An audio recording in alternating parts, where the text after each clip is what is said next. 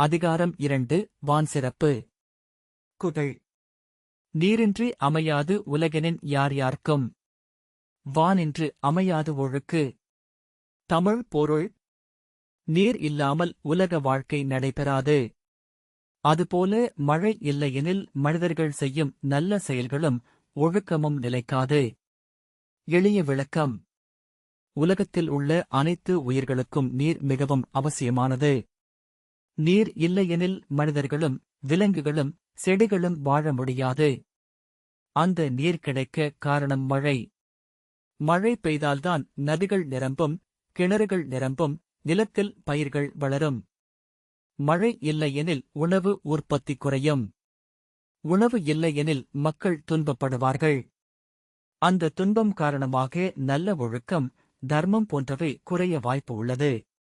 அதனால் மழை உலக வாழ்க்கைக்கும் மனிதர்களின் நல்ல செயல்களுக்கும் அடிப்படை என்று திருவள்ளுவர் இந்த குறளில் கூறுகிறார். உதாரண கதை. ஒரு கிராமத்தில் மக்கள் விவசாயம் செய்து வாழ்ந்தனர். அந்த கிராமத்தில் ஒரு வருடம் மழை சரியாக பெய்தது.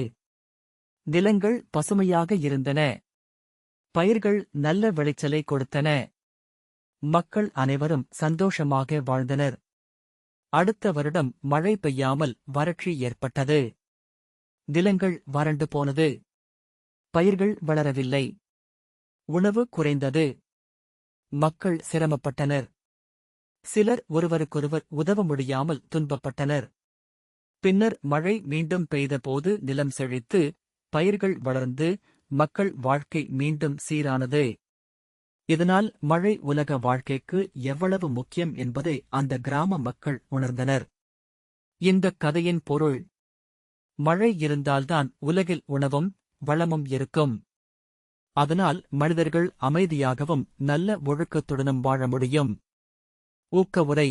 நீரின் மதிப்பை அறிந்து அதை வீணாக்காமல் பாதுகாப்போம். நிஜ வாழ்க்கை சம்பவம். சில பகுதிகளில் நீண்ட காலம் மழை பெய்யாமல் வறட்சி ஏற்படுகிறது. அப்போது விவசாயிகள் பயிர்களை வளர்க்க முடியாமல் சிரமப்படுகின்றனர். நீர் இல்லாததால் குடிநீருக்கு கூட மக்கள் தூரம் சென்று தேட வேண்டிய நிலை உருவாகிறது.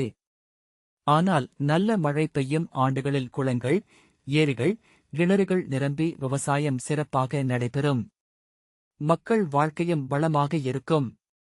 இதனால் மழை மற்றும் நீர் மனித வாழ்க்கைக்கு மிகவும் அவசியமானது என்பதை நாம் உணர முடிகிறது. நகைச்சுவை உதாரண கதை. ஒரு சிறுவன் தினமும் தண்ணீரை வீணாக வீணடித்துக் கொண்டிருந்தான். அவன் அம்மா பலமுறை தண்ணீர் வீணாக்காதே என்று சொன்னார். ஆனால் அவன் கவனிக்கவில்லை. ஒரு நாள் வீட்டில் தண்ணீர் வரவில்லை. அவன் கைகளை கழுவக்கூட தண்ணீர் இல்லாமல் சிரமப்பட்டான். அப்போதுதான் அவன் தண்ணீரின் மதிப்பை உணர்ந்தான். பின்னர் அவன் தண்ணீரை வீணாக்காமல் பயன்படுத்தத் தொடங்கினான். கதையின் சின்ன பொருள். நீர் இல்லையெனில் வாழ்க்கை சிரமமாகிவிடும். அதனால் தண்ணீரை மதித்து பயன்படுத்த வேண்டும். மீண்டும் குறள். நீரின்றி அமையாது உலகெனின் யார் யார்க்கும். வானின்று அமையாது ஒழுக்கு. தமிழ் பொருள். நீர் இல்லாமல் உலகம் இயங்காது.